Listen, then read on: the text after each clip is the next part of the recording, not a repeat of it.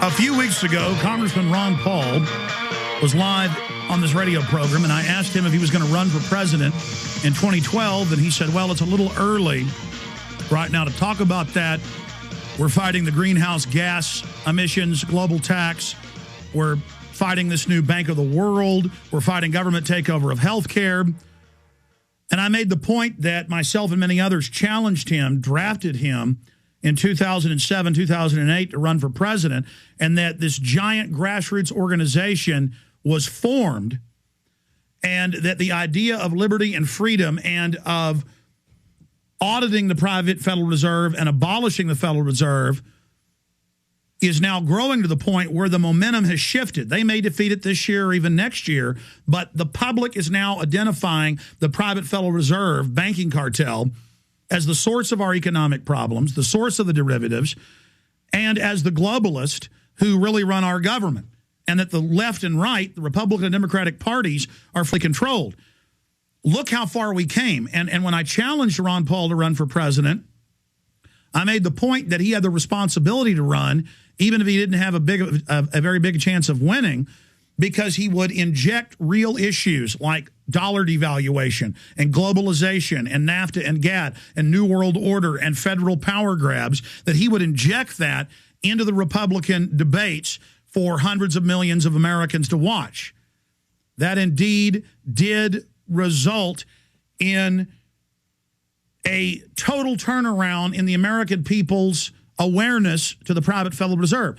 3 years ago, I would go on other talk radio shows, liberal, conservative, you name it, and the callers would call in saying the Federal Reserve isn't private, the Federal Reserve isn't a problem. Now in Gallup polls, over 75% of Americans know it's private, want to audit it, want to abolish it. It is now common knowledge that we have a shadow government run by offshore banks and that they engineered the crisis in October of last year to force a huge power grab, and $50 trillion they've stolen from national governments in the last year since then. $23.7 trillion according to congressional reports from the U.S. alone.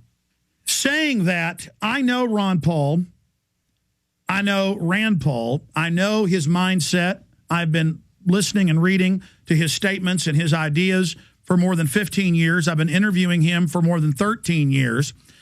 And I was able to predict 6 months ago that Rand Paul was going to run for the U.S. Senate. And he was hesitating, and I made the point to him on and off air, and they did listen to it. And I'm very honored that go ahead and announce you're going to run, and that will make the Republican, who isn't one-tenth as good as you are, Rand, that will make the incumbent not run again. And they announced, and he said that he wasn't going to run, and Rand Paul right now in the polls has a very good chance of becoming a U.S. Senator. And I knew he was going to run because I understand that the polls realize that it's a victory. If they run for Senate, if they run for president, they will be all over mainstream media. They will be in the debates. And then all these real issues that matter, instead of all these left-right diversions, will be put on the table. The globalists and think tanks have reported that they know the majority now on colleges aren't liberal or mainline conservative. They are now libertarian. They are now anti-globalist. That is because not just Ron Paul, but you, the listeners of this radio show, and others have gone out and educated people and built a huge activist base that is exploding. If Ron Paul announces early, and I have total confidence, I'll just leave it at that he's going to run for president in 2012, unless he has any medical problems. And he's in good shape, and he's a man who understands duty and destiny, and it's a win-win. Even if he loses, it's going to be 5-10 times bigger than last time. Frankly, I can't see him losing other than election fraud in the primaries, which we've proven there's a big problem with. And so he's going to run. Now, I wasn't told this by Ron Paul, but I can read the tea leaves as much as the next person, and I've interviewed Ron Paul more than 100 times. I can tell you he is going to run, but you should email him, write him, ask him to run, and ask him to run early. He should announce in January or February or even sooner of next year. I think he should announce now. Point out that he was right. He should brag on himself more and point out everything he talked about a year and a half, 2 years ago in the campaign, the plunging dollar, the world government, the global carbon tax, that it's all come true. We need Ron Paul to run for president in 2012, and we do not need him because he is somebody who finishes his jobs, and he's somebody who's very moral, and his argument will be he needs to full-time be in Congress fighting the bad legislation. He can do that better if he announces for president now, or in the next few months. He can start getting more money now. He can start building a larger grassroots strategy. The enemy will try to shoot him down early. That will give people mudslinging fatigue, where they don't listen to the rehashed lies and propaganda in the last year of the campaign. He needs to launch early next year and have 2+ years to really build into the campaign a grassroots organization of true populism and true constitutionalism that dwarfs anything we've seen. So I'm asking Ron Paul, I know you're going to run, Ron. You are the blood of courage. And at 74 years of age, you work every day. You do more than 10 interviews every day. You write books. You write weekly articles and editorials and record legislative alerts. You are the hardest working man in Congress. Close to 30 years ago, you introduced the legislation to audit and abolish the Fed. You now have a 2/3 majority in the House. You are the leader. You are the elder statesman. You are the man for the job. You are founding father material.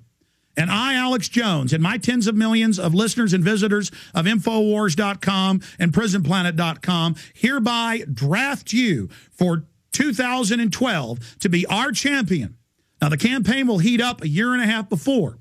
So we are only a year away from the main campaign season.